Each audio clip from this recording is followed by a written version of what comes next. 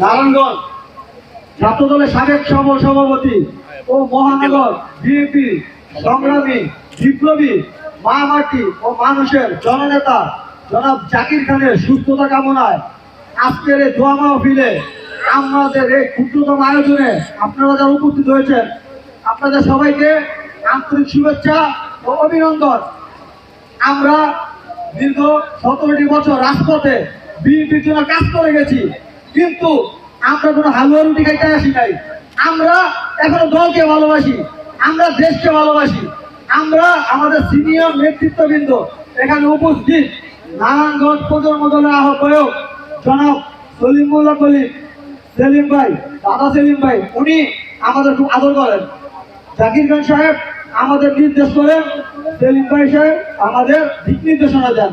কিন্তু অনেকের ছোট কথা আমাদের শুনতে হয়, কারণ আমরা দলের জন্য কাজ করি, আমরা কোনো কারো পাচাটি না। আপনারা এখনো যারা চিপায় চাপায় ঘাপটি মেরা বসে হয়েছেন এটা সে নাশকতা তৈরি করবেন, তাদের হুঁশিয়ার করে বলতে চাই এইটা কিন্তু আওয়ামী লীগের নৈরাজ্য করার সময় না।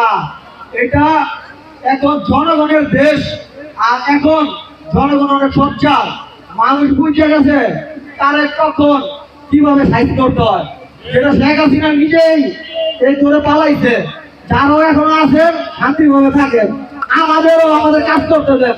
সাধারণ জনগণ ভোট দিবে যাকে খুশি তাকে, কিন্তু আপনারা কোনো ষড়যন্ত্রে শিকারে পা দিবেন না।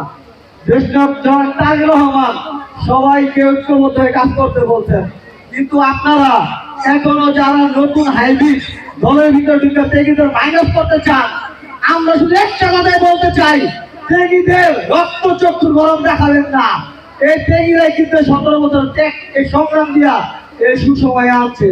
সুসময় হালুয়া রুটি আপনারা খান, আমাদের কোনো সমস্যা নাই, কিন্তু ত্যাগীদের কোনোদিন অপমান করবেন না, ত্যাগীদের মূল্যায়ন করতে শিখেন।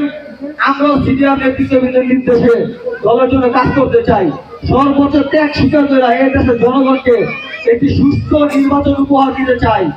যদি আপনারা আমাদের বাধা সৃষ্টি করেন, আপনারা যদি আমাদের পাথর নিয়ে আসেন, আমরা কিন্তু ভুল নিয়ে দাঁড়াবো না।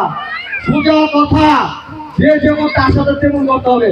জনাব তারেক রহমানের নির্দেশ, আগামী বাংলাদেশ হবে মাদক সন্ত্রাস চাঁদাবাজ মুক্ত। এই দেশে কোনো সন্ত্রাসের ঠাঁই নাই। বাংলাদেশ জিন্দাবাদ, বাংলাদেশ জাতীয়তাবাদী দল বিএনপি জিন্দাবাদ, শহীদ জিয়া অমর হোক, দেশনেত্রী বেগম খালেদা জিন্দাবাদ, তারেক রহমান জিন্দাবাদ, আমার নেতা জাকির খান জিন্দাবাদ, জিন্দাবাদ, জিন্দাবাদ।